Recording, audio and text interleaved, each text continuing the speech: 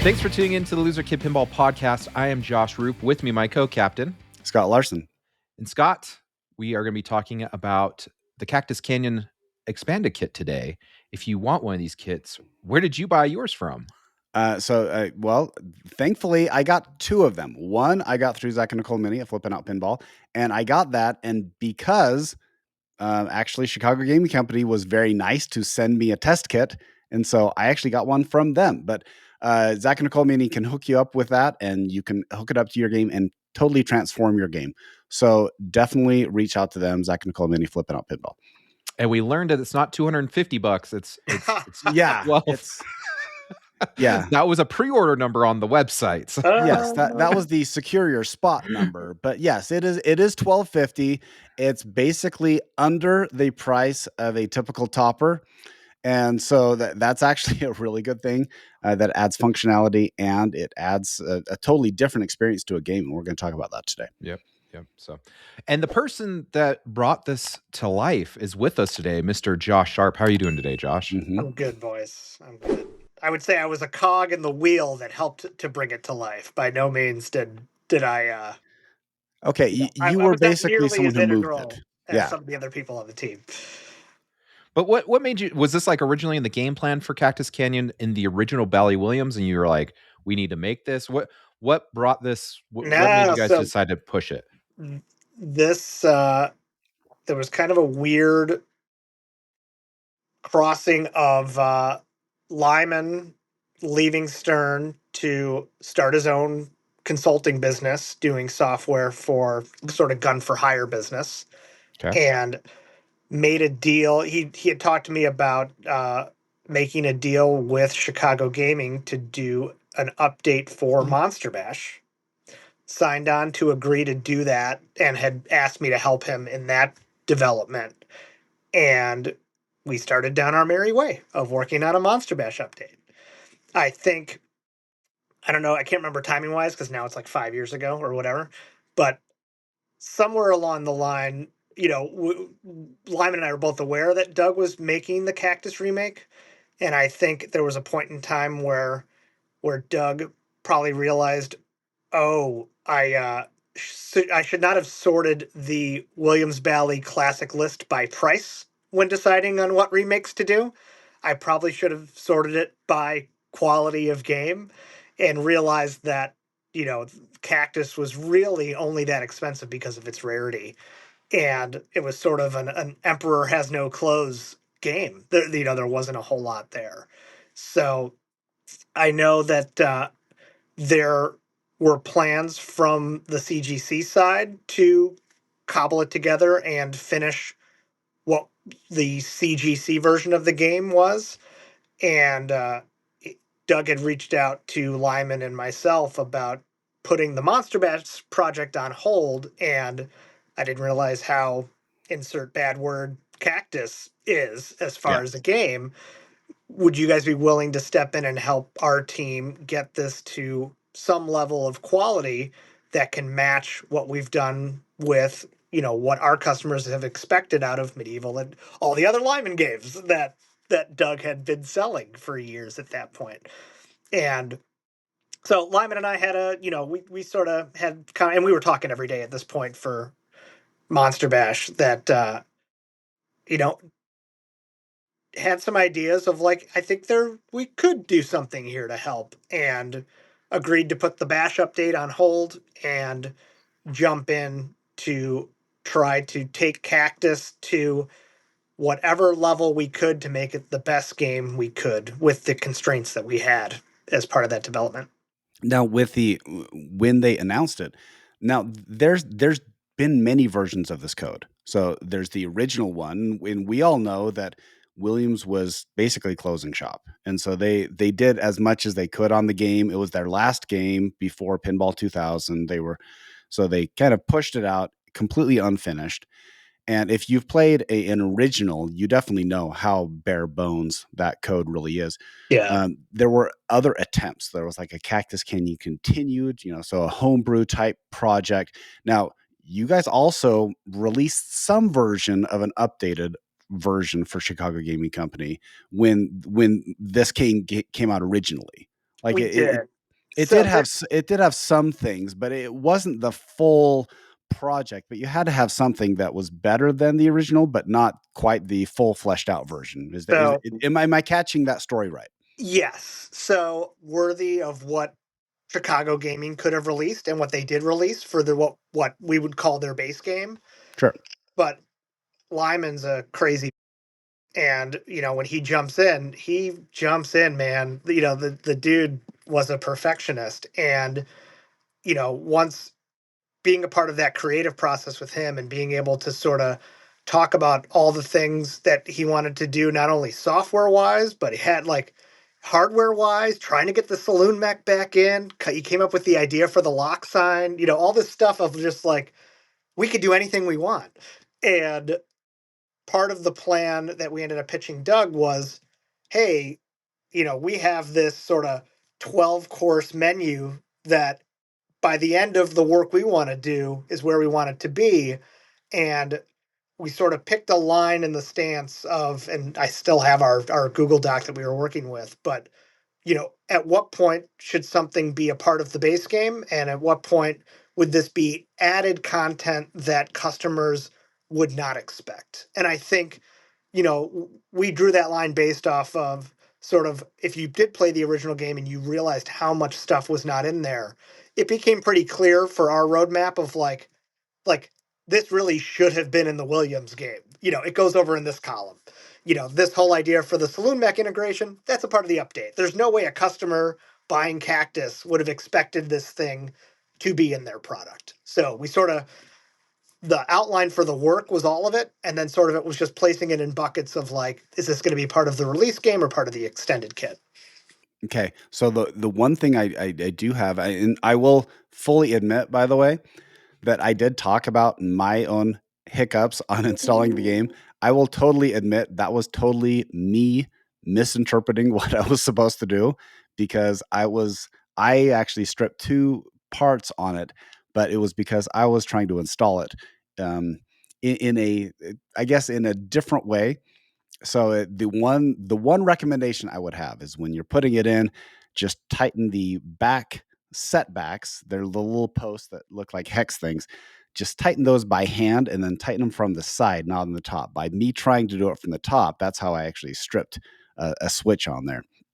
It's hard. I mean, Yeah. that was a part of sort of coming up with the idea when Lyman was throwing out sort of the hardware, and it was like, are customers installing this themselves? You ask all the questions that you should ask, which is like, I mean, these people don't know how to open a coin door or take the glass off. They're going to be installing mechs and for me, I was sort of, I'm the idiot of the group of just like, you want me to take this thing and I'm cutting wires off and I'm putting, like, are you crazy? How is this going to work? And that was part of like the CGC engineering side of just like, how do we make that? It's going to be challenging. That we did too much in terms of changing the game. That there were going to be challenges. This is not a add something to a post and be done, and it's decorative. And there's one wire that gets power for light. I mean, the functionality for that saloon mech is some serious engineering business. And yeah, I see it with every pinside post with someone that's having, I'm learning far more about electrical interference than I probably ever wish I needed to in my life. It actually was, when I look at it, it actually, now that I know a lot more about it, when I go over to my friend's house that's going to install his update, I bet we can knock it out in probably 90 minutes, which is good. And the thing is, you learn, anybody who's worked on their machines know that you kind of, it's a little bit of a, when I'm working on a machine, a lot of times after I finish the project, it probably took 3 times longer than I should have, but I learned something from it. And it's the same thing anytime the first timers learning how to take the glass off, lift the play field, rebuild a flipper mechanism. And so this is just part of the pinball experience. But I actually did have kind of a blast putting it all in, and the finished product really did take this game to a new level. And we've talked a little about behind the scenes with Joel from and Joel does his flipping out streams. He also did a tutorial on this and install. And he said with the upgrade, that he feels this game has surpassed Medieval Madness for like a complete fan layout game. And by the way, I totally agree with him, because I didn't think that this update would drastically change the product of Cactus Canyon as much as it truly did. And so, can you tell me a little bit more about, okay, how did you go all out in basically transforming the game by installing a saloon door, a spinner switch, and code? Because it for the casual fan, when you buy a pinball machine, other machines have gone through a similar transformation, and you can think of things like Stern's Deadpool. When it first came out, it was really panned because the code wasn't really up to snuff. Now we know that Deadpool is actually a very good game, but because the code has radically changed how the layout is used. So as a similar process, when you take Cactus Canyon, when you have a basic fan layout that has 7 or 8 shots, and then you add a spinner and a mechanism, but that can radically change how the game feels. So talk about that. I think, the big thing is realizing, and Lyman was the master at this, was so much, from that era of Lyman games, Lyman became so much better of a programmer and game designer, rules wise and whatnot. The game has evolved since that era, but the foundation of what that era represents, and what I circle back to and call the Williams charm, was trying to find that balance of offering, risk reward was not a huge thing in the 90s. The depth of content, not a huge thing in the 90s. I feel like the Williams, that is a huge part of the content today. And I feel like what has been lost today is that 3 minutes to charm you experience that kind of no longer applies, because it doesn't matter, because people are playing in their basements and they need 65 minutes of stuff. They don't. They don't. They need the same experience that hooked them in pinball originally, with those additional layers of onions that you can unwrap. And I feel like that's where, with Cactus, we were able to sort of merge both worlds in a way that makes it a very unique product. It can stand up to games in the 90s, being able to present casual players and people that can fall in love with pinball for the first time. We're going to grab you in 60 seconds and make you laugh, make you feel something, make you advance the story in a way that you understand what's going on. And for those that are hooked on depth of content and breadth of content, we got you. Because Lyman and I are still those players today that also want to be challenged in that way with the game. So when you are creating a rule set and stuff like that, are you? I mean, obviously you do tournaments occasionally. Occasionally, yeah. Are you taking that into account as well? Because there's a lot of, I mean, like you said, there's a lot of depth to these modern games, and so where do you find the fine balance between the 3-minute experience? I feel like not to be the biggest hypocrite in the world, but like, tournament players can go F themselves, guys. And what I mean by that really is, it doesn't take much to satisfy. It seems like it takes a lot to satisfy that group, in terms of like 71 different things to do and combinations that you could do frontwards and backwards and sideways and four ways and whatever. And it's really not. Like, for me, the essence of a balanced competitive game is, I have a ball cradled on the flipper, and the game's job is to make me make a choice between more than one option that are both viable strategies. You don't need 71 things, you need 2 things. I need you to question where you want to go. And if you choose to shoot whatever on the left, here's the pros of what you're going to get, and here's the consequences of what you're not going to get by avoiding the shot on the right. I feel like it's like, let's make a deal. Door number 1 or door number 2, both come with great things. You're going to be missing out on the thing you don't pick. You're going to enjoy the things that you do pick.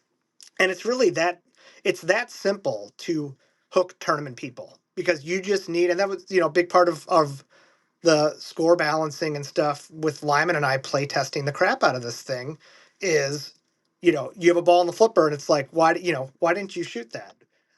I don't think it's worth enough, blah, blah, blah. And we just organically, you play and you talk through it. And because we would play against each other, Penny would come over. We'd play every week. Wednesday night was play night with whatever the latest code was.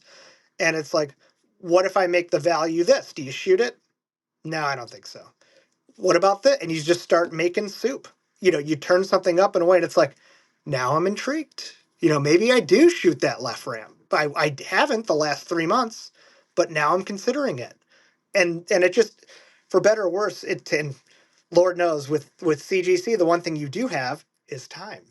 And the ability to have enough time to get it right, it really does take so much time of playing and putting yourself into these situations while you're playing to analyze the situation. It's so hard to do that on a spreadsheet of value and just looking at these options on a spreadsheet and saying, this should be pretty good. It never ends up that good. So let's talk about the things that you did add. And now I'm just looking at your at the manual. The booklet? I wonder if I have one. I don't have one here. You'll have to rope me in. No, it's okay. I'm reading from it for you, so don't worry about it.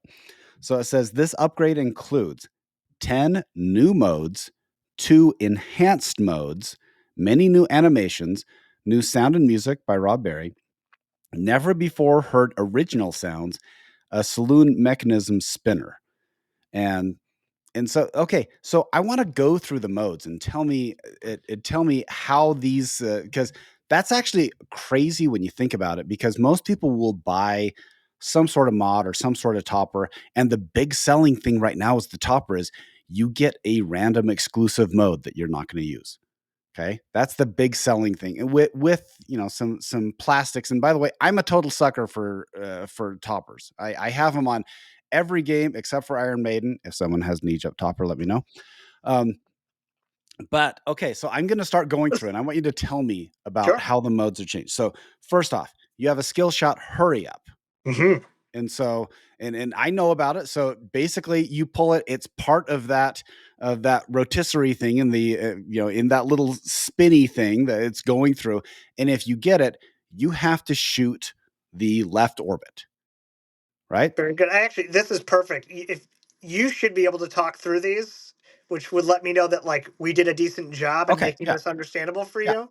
So like I will course correct as you go, but I'm just going to sit in awe of your ability to explain this. Which, by the way, if anybody knows about my understanding of rules, this is impressive that I've been able to pick up on all this because I'm your typical dumb collector that flips at home. Yeah. You know what though? You are you're the rule. You're not the exception. The tournament savant people, those people are the exceptions, man. Yeah. They're crazy. Yeah. When I'm talking to tournament people, they're like, hey, here's all the 5 ways you can approach. I'm like, I don't know any of that. Okay. All right. So I got that right. So yes. I got the hurry up. Okay. Then you have Bella Bart. Now Bella Bart's been on the backlash before. Yep. But there was no confrontation with Bella in the past. Did I get that right? Correct. Okay. And so now she's just added to one of the people you're interacting with when you're shooting up the saloon. She is part of the gang. Part of the gang. So you shoot the saloon door. And by the way, so someone who doesn't look at the mechanism closely, you actually have a spinner that opens up. And so, it's a state change. So you shoot that and then it opens the saloon door and then you shoot it in. Okay. So she has been added to the cast of characters that you're fighting. Right. Yep. Okay. And so next you have the saloon fight. So now you have this. And so I'm reading off this. It's you hit the spinner. So this is how you engage the saloon fight. You keep hitting that spinner, which is, by the way, a really hefty spinner. And you shoot that. It's the skills. It's the marksman shot. And so you keep that and you spin it and it spins up enough. And then once it gets to a point, then it's isn't it a timed mode where it's like you have a certain amount of time to build up the jackpot and then cash out the jackpot with the bear shot, right? The bear shot. Dude. Okay. Rock on. Look at that. Okay, now we have the gunfight. So this is actually interesting because I'm not sure I fully understand this yet, but I'm getting it. So God, you this have the is this is definitely the most. I mean, this was the first okay, rule that we came up with, and by far the most modern risk reward take okay. of a '90s game that we have ever done. So it's ball specific, right? And so what you're Yes. doing is you're trying to build up the jackpot. Now I'm not quite sure. Is it just switch hits that you're hitting to build up the jackpot? Because So, if you for build it better or worse, enough, those familiar with it, Lyman borrowed from himself. okay, For better or worse, it's the AC/DC song jackpot rule, okay, slightly modified. okay, So you have this gunfight situation, which Lyman and I, it was the first question we asked ourselves when we started on the project was, "What's the coolest part of this game?" right. You write down your answer, Josh, and I'll write down mine. And it's like, okay, Lyman, I got it. And he's like, I got it too. And we both, hold up a flashcard and we both say gunfight. Because, the drama it creates in that moment is just, even in the base Williams game, was like, oh, these guys had something here. This was really a cool moment. How do we make this moment the most important thing this game has to offer, scoring wise and whatnot? And so that was sort of the tree trunk to the biggest change we were going to make in the game, because scoring wise, gunfight was kind of a throwaway mode in the original game. Well, it's a So danger mode too. I mean, half of those shots are brick shots that you have to rescue because there's 4 different options, and that's actually one thing that's cool. You don't know which of the 4 options is going to be. that's right. So you have the, what is it, 5 shot modes, Yep. those shot trees. Mm-hmm. If the points you earn in that mode, if you finish the mode, you not only earn those points, but they get banked into the next gunfight value. If you beat a Bart, the points you earn from beating the Bart gets banked into the gunfight value. You can continue. It is risk reward at its most primal. Right. You can cash out anytime you want. You can toggle the in lanes to start the gunfight when you want, or press your luck for every additional mode or Bart you beat. The contribution of those points get multiplied as you go. So finish a mode, those points get banked. Defeat a Bart, those Bart points get banked at 2x. Finish another mode, those mode points get banked at 3x.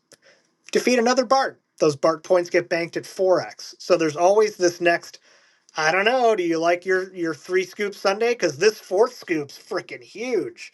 It's always out. The next one is always so much bigger.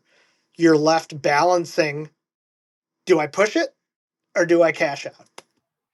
Okay, here's my question. Josh, you are an elite player. What is your strategy? Like how many scoops on the Sunday do you typically go for? I'm curious. So I am. There's 2 things I really focus on, which is I try to never do the gunfight from the left flipper, Yeah. because number 3, and I hate it. It's Mm-hmm. always number 3, the target that Mm-hmm. comes up. I find that it's much easier from the right flipper. But for me, and sometimes it's tough to monitor, but I will usually keep going if I am 1 shot away from another mode starting. So you kind of Okay. have to track, because the inserts, once you start a mode, your Yeah. insert progress goes out. Yeah. So once you finish a mode, it's like if you can find a way to trap up, and it's like, oh, the Ride 'em Cowboy mode is next. Mm-hmm. I'm gonna do that at 3x. And then you come out of that and it's like, oh, the marksman mode is ready to go. That's at 4x. That's 1 shot. Bam, next. I find if I'm like 2 shots away, it's like, the idea of like I might get nothing starts Yeah. to wane, and I'll usually bail. Mm-hmm. That's the was the Willy Wonka code, and you get nothing. Yeah. No, the one thing that you just subtly glazed over is you can actually defer the gunfight mode because you are selecting it with the flippers. And so if you don't want to start the gunfight mode, you can actually flip it quickly to the other in lane. And okay, so that's definitely the risk reward on that. And so okay, Yes. So then we get to the shootout topper mode. Okay. Yes. Now this one I've been playing this for about a week, and I don't get this all the time. So how do you engage it? And this is actually because before the other topper mode was you'd actually have to hold the button and it would cycle over until you shot it. And so there's like some light bars up there that tell you exactly where you're aiming. So that was the old topper mode. This one is actually just a person pops up and you hit the button and you shoot them. So it's just a left right. It's a quicker mode, but there's a cow in one and there's a girl in the other one, and everything else is bad guys. So basically you have a quick second is like, do I shoot left? Do I shoot right? And is that a target? Correct. And so how do I engage the topper mode? And the thing is, the girl and the cow, they're always in the same spot. So if you just memorize those, you're just like, okay, don't shoot. It's amazing how often they'll still get you. Yeah. But well, I shoot them all the time. I'm still, again, terrible, but okay. So tell me how to engage the topper mode, the topper shootout. It is one of the beer mug awards that are on that train of awards that are, I think Shootout 2 is first, because that is the new content version for anyone that has the update, which in our notes is the Dracula video mode done in topper form. And then the original one that shipped with the base game, which is Shootout 1. Isn't that like 20? That was 20 beer shot modes. Something like that. Yeah, it was like it was actually a lot. You had to try. The awards, depending on if you have extra balls on or not, the award tree hits at different times if you have like extras available or not at any given time. Okay. Yeah, and that's actually quick. For a second, I got a little tripped up because I was expecting the hold the button to get the to track that shot thing. So that was a little recalibration of my brain, that it was just a quick tap. Okay, now you have Showdown. So you hit all of it. Now this is where I haven't played it enough to figure this out. So is this just you hit enough of the Barts until you get to is that where it is? Or maybe you can explain it a lot better, because I keep going through the Bart modes and I get a little hung up on like a bionic Bart or that one. And so tell me more about the Showdown. So Showdown is your multi-ball that's related to quick draws. So your targets on the side, those glowy orange spot targets will light your corresponding in lane. It'll pop up a target. The targets are so fun, they're used for multiple purposes, which is confusing, but it's it was part of our frustration in trying to solve this puzzle is having these things lit for different things. But the short answer is finish a quick draw on all 4 targets and you will reach Showdown multi-ball. Okay, and that's the one where all of them pop up. And you got to clear them. You got to clear them. You have to clear them. Okay, yeah, I've done that. I've done that multiple times. And then if you clear them, don't you get another ball added? So yes, and so it keeps getting harder because you have to clear them. You keep getting more balls added, but it's pretty hard to keep all the balls, to track all the balls once you get more and more balls. So you have to clear. You get 3 balls as the max. So you have to clear all the targets, and then the jackpot inserts will light on the 5 main shots. You actually have to hit one of those shots to add a ball. And if the next time you're playing or someone else is playing this multi-ball at your place, you can watch the topper will have the bad guys, as you make progress shooting the jackpot shots, you're defeating bad bosses' gang members. Okay. As you're progressing in that multi-ball. So you'll see, once you hit all 4 drops and the jackpots are lit, you'll see a bad guy flashing on the topper. Hit a jackpot shot and you'll see a red X go over that person. Clear the 4 drops again. You'll see bad guy number 2 on the topper start flashing. Hit one of the remaining jackpot shots. Bam. Red X on that guy. And you got to progress through all of them until you can get to the end, which is at the saloon. The saloon shot is the super. After you clear the deck of all the bad guys. It's the hardest thing to do to reach high noon now. Okay, so that would be 6. That's 6 bad guys and 2 good guys up there, right? Did I count that right? Yeah, ignore the good guys. They're not used. Okay. So you have to do that 6 times and then shoot the saloon. Wow. Yeah. Now you Okay. do get to it saves your progress. So if you do 4 guys the first time, you get back into that multi-ball. Oh, okay. Clear the drop targets. You'll have the remaining number of jackpots available. If that's only 2, you'll only have those 2 left, and you'll be on bad guy number 5. Okay. Actually, that's good to know because I have okay. The problem is with multi-ball, as everybody who's playing never looks up because they're just trying to keep their eyes down. So that could be a good thing if you're playing with a buddy that they can shout out how many you have. You should hopefully the inserts on the playfield will also, when you go to try to shoot a jackpot shot and you notice, oh man, only the marksman shot is lit. You're getting pretty close. Oh, okay. So as you shoot the jackpot shots, those shots are eliminated from. Okay. Well, all right. That's good to know. Okay. Gunfight ball save. I find this awesome. This is so fun because this is a little bit like the other games have this. You have like Wizard of Oz where you have like Save Toto, and you have Godzilla. You have the oxygen. Yeah. So okay. Now the thing is, I don't know how to qualify it, so I'm trying to look at this real quick. So after reaching the rank of deputy, okay, so you have to reach a deputy. There you go. Okay. And then you have the okay, so wait, hold on. Pop quiz, Scott. Okay, how do you advance rank? I'm lucky and I get one of the stars when I plunge. That's one. There's 2 other ways. Okay. One is a bounty award. It can advance your rank. And winning a gunfight advances your rank. A single gunfight. Yeah. Okay. Yeah, I have noticed that I have moved upwards in ranks on the new code way faster than I did in the old code. So either I'm a better player or the code is allowing me. The game's helping you. Yeah, I think either way, take it. And okay. Run. No, absolutely. Okay. So once you get to that point and you have the gunfight ball save. Now, the gunfight ball save, does it alternate between an outlane or is it only a single outlane?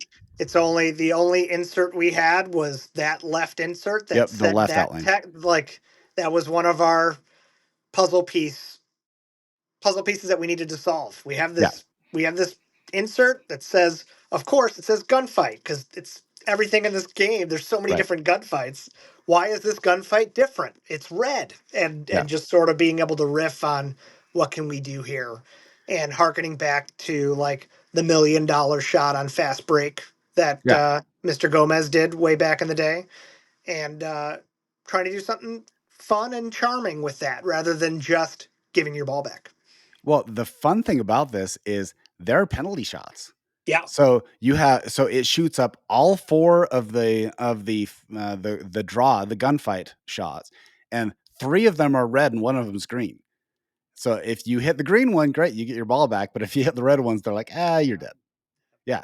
So I actually find that fun because it's it harkens a little bit back to when I've gone to Pinball Olympics before, where they have the penalty shot where you shoot, they have the games wired to each other. And when I was on Metallica, if you shot the I can't remember the fuel shot, the left upper shot, and you would tilt the other guys. So it was brutal. I'm surprised those guys wouldn't be, and you actually electrocute your opponent for real. Yeah. Okay, so that's the gunfight ball save. Does that? Can you relight that that like a single? So that's a single throughout the game. You just get that one time. Yep. Okay. Now you have the Frank and Beans one. Okay, this one is hilarious for all the kids out there because it's all the fart jokes. So, and that came from Cactus Canyon Continued from Mr. Pripke. That was one of the modes that he had in his game, and I had reached out to him early on and let him know what Lyman and I were doing pretty early on in the process, and definitely wanted to make sure that he was cool if there was any overlapping of stuff that we thought he did that fit within our universe. What did he think about us being able to borrow some of that stuff? And he was super gracious in letting us know whatever we wanted to use or reference or whatever was totally cool by him, which was awesome. That's really great. Okay, so it looks like that you hit enough beer mug shots and then you qualify it at the saloon. So is there like a certain amount that you hit on the beer mugs and then shoot the saloon, or? Yeah, it'll be one of, when you hit it and it's like shoot out at 10 or whatever at 15 or whatever Yeah. at 20, it will be one of those things in the tree where Okay. you'll hit the beer mug and it'll say Franks and Beans at 20. Okay. And then it's just, this is a switch hit mode where you keep doing that, and then you build up the jackpot. And do you cash out the jackpot? You don't. You don't. Okay. It is just a base level scoring frenzy. Okay. Rip the spinner for many farts in a row. Okay. Sound-wise. Okay. Then we have Drunken Multi-Ball. Mhm. So, okay, I actually don't even know if I've gotten this one. So tell me about, your flippers are reversed. So They are also borrowed from Cactus Canyon Continued. okay. Lyman for a while. Why he didn't? Flippers reversed is so played out, guys. Or at this point, it wasn't as surprising as I know when Keith Johnson did it on Simpsons. I definitely was like, "Oh my god, this is insane!" Not quite that level of dropping a mic, but and so Lyman had this idea of, well, instead of crossing your flippers, why don't we do like you're drunk and the flippers are slightly delayed? And it just turned out to be a really terrible idea. It just like it was not fun, and it just seemed like the game was broken in some way. Yeah, right. Felt like you were playing video pinball with the lag. Oh, geez. And so that was one of the sounded interesting written on a piece of paper, not so much in practice. You're telling me Theater of Magic video mode isn't what we're attempting for here? Yeah. Jeez. It felt a lot like that. Okay, so how do you so again, you hit enough beer shots to qualify this mode at the saloon. So it's in that tree. It's in that tree. Okay. Then you got Saloon Party. I actually don't know if I've played this one yet. Okay. So that is at the back end of once you defeat all the Barts, and you're kind of in this state of play where all the bad guys are done. What do we do now? And what you do now is you have a party. There's nobody else that's going to be messing up your world in that saloon. You've taken care of all the bad guys. So continued hits to the saloon will advance this rule. Okay. Now, the one thing that Bionic Bart seems like I'm getting to Bionic Bart a lot more in this version than I did in the previous version. Am I getting a better player, or is it closer in the tree? It's not close. You have one more, with Bella added. Oh, yeah? There's one more bad guy to get through. So I'm putting it on your pinball skills, man. Maybe I'm better than I thought. Yeah, good time. Okay, so with Bart, the interesting thing is the Bionic Bart. Okay, walk me through Bionic Bart, because it seems like you hit him and then you have to hit like all the jackpots, and there's like increasing amount that I have to hit before I hit the saloon again. Is that am I understanding that correctly? Yep. So you hit him to start, and then you got to shoot a minimum of one jackpot shot before you can land another punch on him. Yep. And risk reward wise, every punch you land on him is the value of the jackpots you hit in between punches. So you're welcome to go to town and shoot jackpot shots for an hour if you want, and then your punch will really count score wise. Or you can do one shot back to his chest, two shots back, hitting him again, and then I think it's 1, 2, 3, or it's 1, 2, 3, and 4, and then like that end of that will destroy him. Yeah. So what I thought, at least my understanding, is that you hit one jackpot, then you hit him, hit two jackpots, then hit him, three. Is that still how it is, or? Yeah, but that's just a minimum. You're welcome to keep shooting jackpot shots. Okay, so you could hit like 4 jackpots and really like land a big uppercut. Yep. Okay. All right. Okay. So that's what I. Well, okay. At least I understand it, but I didn't know that you could go beyond that. Okay. So Marshall. So the mini wizard mode. So tell me about the Marshall mode. So in that advanced rank tree that you get from your gunfight wins or your skill shot or your bounty, once you reach the end, there was nothing in the game.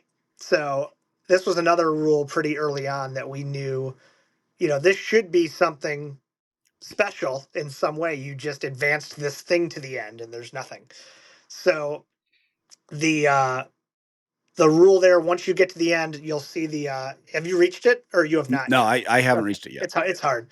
The gunfight in lanes will start to sort of pulse quickly, and both of them will be lit, which is different than the rest of the game that you're playing. You'll be able to alternate them.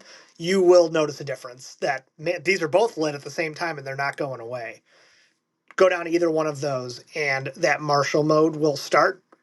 And I think I wrote up some garbage for that flyer. Read my verbiage. Yeah, okay. It's a wonderful story. All right. Story time, children. A mini wizard mode has been added once you reach the rank of Marshal. Boss Bart sends a group of bad guys to hijack the train, and it's headed home to Cactus Canyon Station. Shoot jackpots to help bring the train home and send those bad guys to jail. However, just when you think everything is safe, the bad guys escape, triggering the start to Marshal Multiball. Hit jackpots and drop targets to capture those bad guys and send them back to jail. So the train starts on the right, and this is another part where the train was only integrated in the poly mode, the save poly mode, yeah, and really technically only the save poly from the train mode, yeah. I think, so trying to get another point in time where we can integrate the train in gameplay as not just a timer, but sort of as part of the story was sort of the foundation for how the rules of this mode supported that. So it starts on the right ramp, which is your train starts all the way to the right. And there's a drop target that pops up that gets in the way of making that right ramp shot harder. Your goal is to shoot the right ramp before your timer runs out. If you can do it without knocking the target down that's blocking it, you get more points. It's not necessary for advancement of the story, but if you shoot the right ramp, the train will move and something else will get in the way. And the display will have, it's a boulder, it's a cow, or whatever ends up getting pulled in front of the train. And so it'll move to the marshal shot and it'll stop. The drop targets number 3 and 4 will come up. And that's sort of your next interaction with the bad guys of, no, they've taken over control. Shoot that marksman shot before the timer runs out. Get more points if you do it without hitting the targets, if you can thread that needle of that shot, and it'll advance to the center ramp. Targets 2 and 3 will pop up, and you're advancing that train all the way back to Cactus Canyon Station, with the final shot being on the left orbit. If you can make that, you will get the train home safely and then have this multi-ball aspect of like the tier 2 level of the mode. Okay. And by the way, you said drop targets 3 and 4. I'm assuming you're naming them from left to right. They go across the playfield. I'm naming them from left to right. Okay. All right. So now you have high noon. Okay. So now this is a mode I haven't got to. So you'll have to tell me about it. Man, it's been a while since I've gotten to. All right. What did I send CGC about it? Okay. High Noon had you fighting Boss Bart's entire gang, but the question hasn't been answered in 25 years is where did Boss Bart go? Where's Polly?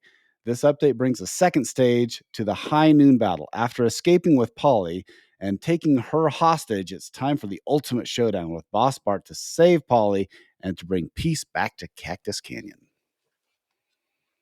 Yeah, that sounds right. Okay. Sounds like something I wrote. I like the accent. Thanks, man. During stage 1, which is still what was in the original Williams game, you have a certain amount of time to hit as many bad guys as you can. I think it's like you need to hit 30 in 30 seconds. So unlimited balls, they keep coming. Every target you hit, they keep popping up. And as you get down to like 4 bad guys left out of the 30, they will not come back up. So your final 4 will be, 1, 2, 4, and then your last one to hit would be number 3 because number 3 sucks. He's always so hard to hit. You hit that one in the allotted time, and you'll enter this stage 2, which is new. Stage 2 is pretty simple. You got to hit Bart, but drop target number 3, which blocks Bart. You need to hit that down, and then it's only down temporarily. So you got to hit that down and then get it back into a shot on Bart before it pops back up. Do you have to hit shot 3 before you can't like scoot around it? Oh no, you can. I mean, the whole game where you want to hit drop target 3 and you miss it and shoot the saloon, you can do that the entire game. Okay. And you can certainly do that here at the end, and you won't, because now you want to hit it into the saloon back, and you will find yourself just hitting drop target 3 over and over again. Yeah. And I think it's three shots into the Bart. Into the Bart. Will knock him dead. Okay. The peasants will rejoice. Yay. Okay, so that is, and now speaking of that, is we've just spent basically 30 minutes going over a complete rehaul of the code, which is super impressive. So what else do you want people to know about the update? And I'm assuming that people who have the Cactus Canyon, like, why wouldn't you want to get the update? I don't understand why people would not buy the update. It's a good question. I think, the overwhelming question, and obviously the hardware is what the hardware is, but a lot of the conversations that Lyman and I had with CGC is we're really going to learn what is the value of software. There are no costs of goods, right? It's free, and I feel like software, and this goes for all, when you see software updates from other manufacturers, the idea that it should be free, because this is now the complete game. Right. And dealing with that narrative of, if Stern or whoever else were to put certain features behind a paywall, how do you deal with that narrative with your customer base that, well, now they're just artificially picking a line that's 1.0? All it was all the conversations we were having of like, our customers going to feel like we intentionally held things back that they should have gotten with the product that they purchased. So that's a real thing. And there's certainly, a fair share of people that believe exactly that. We have this outline for the project, and we did pick a line, right? That was content that was included in the base game you purchased, and content that, like, it's behind a paywall, and it's like, we're really sorry about that. But there's a lot of money spent on development, on software, art, sounds, all that stuff, that while it doesn't go on the bill of materials, it does need to be paid for. Yeah. But I would argue that even with other manufacturers, you're starting to see that. I mean, with the topper exclusive modes that Stern's doing, like, you're already seeing that people are like, well, okay, so I'm not getting the full game if I don't get like Goat Frenzy or whatever, the shark is broken. And so this is not something that's unique. It's not, but move, in your mind, move that line. X-Men just had an update, right? Let's say 4 months ago, they called X-Men 1.0. Right. And now this new update that is free, for people that have the game, what if it was being sold? And dealing with that feedback with the community of, oh man, what is the contract with the buyer in terms of what they deserve versus what they deserve based on what they have already paid for? And how can should that customer be monetized additionally for content? Right. And you do see it a little bit. You do see it a little bit. Now, there are other games where I have wondered about buying, like, actually, and this is something near and dear to your company. So Big Buck Hunter. I've thought about buying Big Buck Hunter a few times. One, which I think I just barely found out, that you can turn off like the hot checks transition mode between. And so that actually is a plus for home environment, by the way. Yeah, I get it. I get it. So I did just find that out. I'm like, that may be interesting. But then there is, if you buy something like that, and they're like, okay, so now to get the full game, I believe that you can still play a single mode without the subscription. But if you want all the other stuff, you pay. I think it's like $40 a month to get the full unlimited thing. Do I understand that correctly? Yes. So our model is you either can pay for, and hold on, since I'm at work, I can actually Oh, pull there this you up go. at work. Yeah. So there is a base game our base game is online. Sure. So it's heavily subsidized. It's a much cheaper product. Right. And for $40 a month, you get our base Buck Hunter game with all of the additional animals and levels that have been built onto that additional game. You get our Terminator game. You get our Walking Dead game. You get In Search of Monsters, In Search of Zombies, and Duck Dynasty. All of that content is included in the online game that you pay per month. Mm-hmm. If you don't want to pay per month, you can buy what we call the offline version of the product. It is way more expensive because you are buying it with everything included. Yeah. Okay. Basically, if I were to describe this to anybody else, I would say their model is, if you're doing the subscription-based model, they're basically selling you a game that's roughly their price for the game. Like, they're basically giving you the hardware and hoping that you buy the subscription, and so they can make whatever money off that. That's right. If you want to do the other one, then you can pay a lot more, but you're not, like, each module is going to be significantly more expensive because you're buying a standalone module. And so am I understanding that Yeah, and it's like, and process I correctly? would recommend this to you personally. I recommend it to anyone else who puts a big Buck Hunter in their home, is Yeah. buy an online version, Sure. play the online content, and decide what you think speaks to you, and then turn it offline and buy the content you want a la carte, which we also allow you to do. Right. And then in the future, you can always, like, resubscribe, you can unsubscribe, so you can do that. So you're looking at this type of thing with video games a lot. You're looking at microtransactions. You're looking at, and some games have been able to bridge that mode successfully without alienating Pinball's their hard, man. It is, but yeah. Pinball drew that line in the sand that, like, no, dang it, I bought this game. I bought this used game for $4,000, 10 years, that's a 10-year-old game, and dang it, they should keep updating it for free. Well, and honestly, my P3 though has kind of, but it's got the integration with the screen. Right. Like, it's been able to, you can add more content for a little bit more of a cost. Sure. But it goes back to that whole, like, it's software you're buying versus hardware. It's hard with pinball. Like, what we started with at the very beginning of this episode, as Scott has alluded to with installing the new kit, there you're expecting people that have a hard time opening the coin door and taking glass off that expect hardware with pinball when it comes to paying more of a price. At least with toppers, it's literally you stick it on top, you screw 2-3 screws in, and you plug it into harness the and board. you're done. Yeah. It's like you're done. And so it's like, where pinball definitely has an uphill battle when it comes to DLC and content like that, Now, so we've learned a lot with the Cactus kit, seeing the kind of numbers that we're selling on it, and hearing back, whether customers believe it's a good value, whether they believe it should have been $250, whether they believe it should have been free.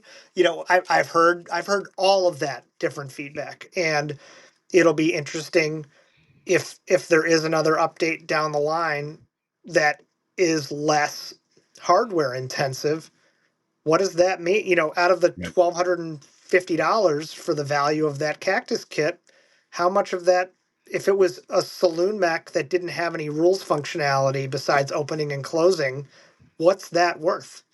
What is all of the content worth that has nothing to do with the hardware? I don't know. And all anyone can do is give their own personal opinion of what to me, I think the software is far more valuable than the hardware in terms of the gameplay experience, but can completely feel that someone having the opposite take is completely reasonable.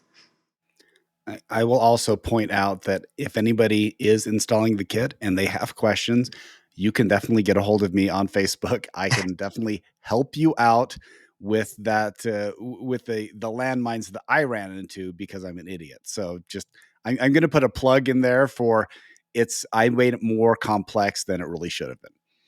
Also, flipping out with Joel Ingeberth, he did a full install video. Awesome. His video is awesome. The one part that I messed up on is he kind of skipped over the setback part, and so that's where I got screwed up on. So okay, so we're running out of time, but I do have one question that is not Cactus Canyon pertained. Josh, it's been 2-3 years now since we've seen Pulp Fiction. Is there another game in the future coming from the mind of Josh Sharp and play mechanics? Is there something you could wet our whistle with when it comes to that? Of course. Twins 2031. We are in 2 days. It'll be 5 years away. Okay. Okay, sounds good. Yeah, I don't believe you. By the way, you're a bald-faced liar. But yes, I don't know. Until I'm a results oriented dude, and Pulp Fiction shipped 7 years after we started it. So until proven otherwise, we are a 1 game every 7 years company. Prove me wrong. Yeah. Okay. Prove me wrong. You can't. I get it. Prove me wrong. You just looked at your calendar. You're like, Pulp Fiction released this day. So we're good. Yeah. Yeah. Okay. The other obvious questions that people are going to have is, I have 3 CGC games behind me, and I have Attack from Mars in storage. So, and you started this discussion saying that you were working on different code things. Okay. I for one am going to put a big, I wish and pray and hope that you are going to continue the upgrades for the other games I have. Is it like a Dumb and Dumber situation, like 1 in a million shot, or do we think we have a better shot of getting those things? I am with you that I also hope that, as a consumer, I have all of those games, and the outlines for Lyman and I were working on a Monster Bash update, a Cactus update, a Medieval update, an Attack update, an AC/DC update, and he was going to be the programmer on our game that's coming out in 2031. So we were working on a lot of stuff together for his little side business. So as many of those things that can see the light of day, knowing that it may take 10, 15, 20 years before all of that can be birthed to the universe, I will fight as long as it takes to see all of that stuff come to life. Unfortunately, all I can do is I don't program. This is where it kind of sucks. I'm mostly a cheerleader. So for me, it's trying to motivate the people that can get the work done to want to do it. Let's do it, please. So that's where I'm at now. I got off the phone with someone who has about 40 games, by the way. And that was his number one question is, hey, are we going to see updates for other games? Because he is on board with buying these. So if there's any way that I can help be a cheerleader, I'll put on a skirt, I'll grab some pom-poms. I am happy to push that envelope to get these things. You need to start creating like fake email addresses and emailing CGC of like, man, I enjoy all of your games. You know what I would love to see is a Monster Bash update for the game that would take it to the next level. Just start spamming. Yeah. What are you talking about? I have their phone number. I call them constantly. Right. Get Jim on the phone and yell at him long enough, he'll make it happen. Yeah. I did submit there is an official proposal that CGC had me write up that they have our full sort of outline of another project, but that could sit now for years. So I've done my part. I was asked to update, polish these. Where is it? These are the notes. This is the folder from Lyman's house with all of our garbage in it, and I was happy to pull out some notes from stuff and get it into a place where I could email the CGC lords about what I feel would be an excellent update to one of their other games. And actually, I have another question to your 2031 game. Yeah. With Quentin Tarantino, you were kind of handcuffed because he wanted something more 80s. He didn't want ramps. He wanted that like solid state feel, right? Is your 2031 game going to be more in the modern take of pinball? It's I feel like we are overcompensating in a way that is, as the financial head of this company, is not great. I feel like it's going to be very great for pinball enthusiasts and buyers. You got 6 ramps and 2 underplay fields. Mark, it's actually 3 games in one. It's a mega wide. We're going all out, and it has a VR headset, right? They got the rights to the pin bar to stick on. Oh my gosh. You go. Right, it's the mega wide pin bar. Yes, the mega wide pin bar. Okay, yes. I think, you know what? It's definitely not Pulp Fiction in terms of aesthetic, but it is going to be, and it's our own aesthetic. It is definitely our own modern take, and it's not going to work for everyone. I know that, but we're going to take a swing. We're going to take a swing. So this is it's going to be the 3000. It's pinball 3000 VR headset. Maybe. We're talking. We're talking like your guys' King Kong game where you sit inside the car and you put the VR on. It's augmented reality. You were going to be the ball. You're going to be shooting yourself around the pinball machine. Wait, Lyman had a great idea for the Matrix, where instead of, and it was never going to work, but it was pretty cool, was instead of playfield glass, it would be a translucent see-through LCD in place of the playfield glass, and you could have all the ones and zeros of stuff. Mm-hmm. Like all of a sudden, you'd just be playing and you think it was normal, and then you would just see, the playfield glass just totally get colored in that, and then unveil something underneath the playfield when it went away. Oh, that'd be cool. Yeah. That's cool. He had a lot of good ideas in that brain of his. He was a freaking genius. Yeah. Well, I got to get my butt back to work. We appreciate you coming on, Josh. If you want someone to get a hold of you, what's the best way to get a hold of you? ifpapinball@gmail.com still works for the time being. So hit me up there. Okay. I'm available. Facebook Messenger, Raw Thrills, jsharp@rawthrills.com. You can bug Tim Sexton at playmechanics.com in my absence. I'm sure he'll love getting messages from anyone out there. Oh, I don't know if we're letting him eat or not yet. Yeah, we'll see. I'll check it on him. No, awesome. That's awesome. Josh, thank you again for coming on. I am super excited to get this, and I'm not kidding. This has moved up on my pecking order into going above Medieval Madness for how the basic fan layout is. And I'm not kidding. When my daughter comes down and says, "Hey, I want to play games," she picks 2 games. She picked 3 games. 2 of them were your guys' games.